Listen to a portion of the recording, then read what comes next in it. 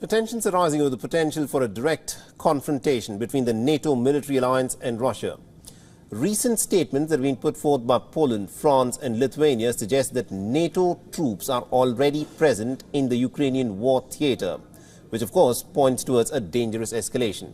Officially, NATO has been denying these claims. The Kremlin, however, has responded with a pretty stark warning, raising the spectre of a wider and a bigger conflict that no one really wants. Our next report gets you more details.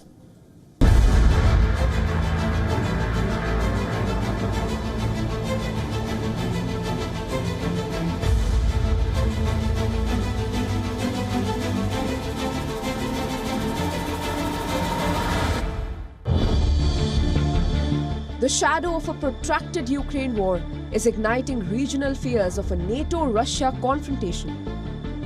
Polish Prime Minister Donald Tusk admits as much, even as he expresses concern over a direct war. There are some troops there. I mean soldiers.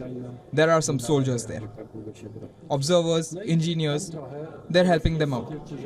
We'll see how it goes, but you know, nobody wants a direct war.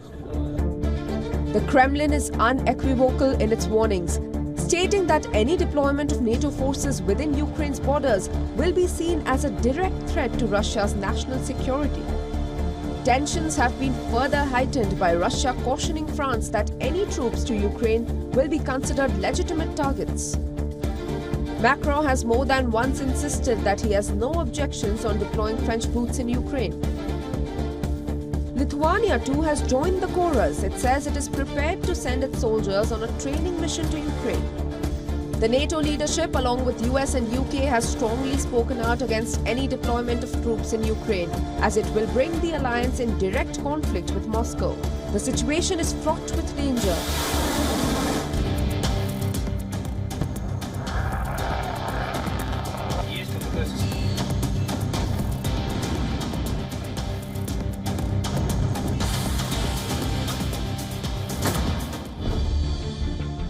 President Vladimir Putin has announced Russia will conduct tactical nuclear weapons drills.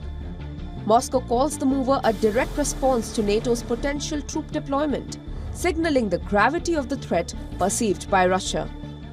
Bureau Report, WION World is One.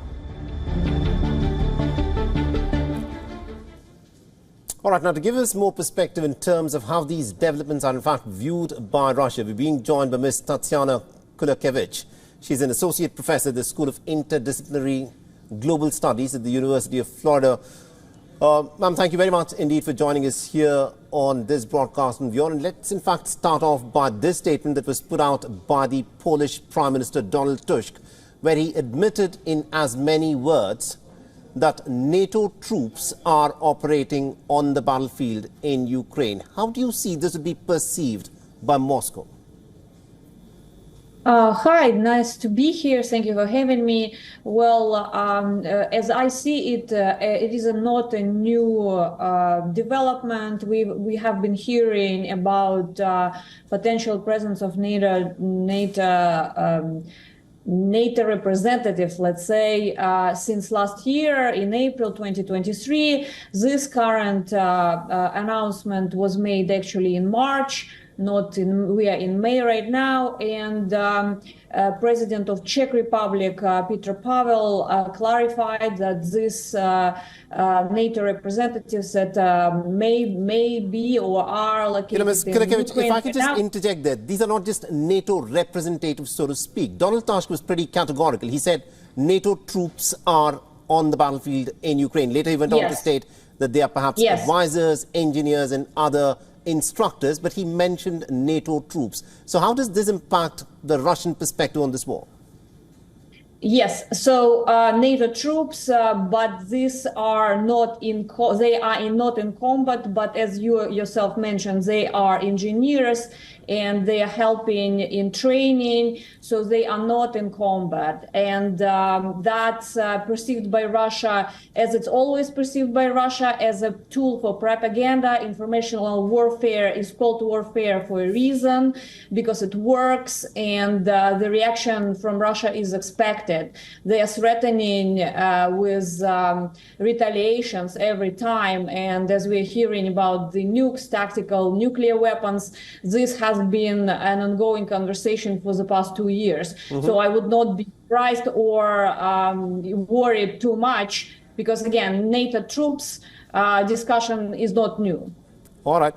And also the fact that this moment, the breaking news that has come, that Ukraine will receive its first batch of the F-16 fighter jets sometime in the middle of June to July. Now, Russia has been categorical. It has said that the F-16 fighter jets are nuclear capable, and therefore they will see the F-16 fighter jets operated by the Ukrainians as a clear nuclear threat in the war theater. How do you think Russia would respond? Well, now we see these still conversations, and we should not forget that Russia is allies with China, which does not want any nuclear retaliations. And as we see now, she is meeting with European Union leaders and is not interested in escalations. China is all about economic development and economic ties. They are looking how to kind of benefit and develop the relationships. So I would say for now it's still conversations, and F-16s may be carrying nukes, but they are not there for that reason. They are there to stop and push back Russians, which are in the east pushing Ukraine right now. All right, we'll have to leave it there. Thank you very much indeed, Ms. Tatyana Kulakevich, for joining us and getting us that perspective then. No problem. Thank you for having me. For all the latest news, download the WION app and subscribe to our YouTube channel.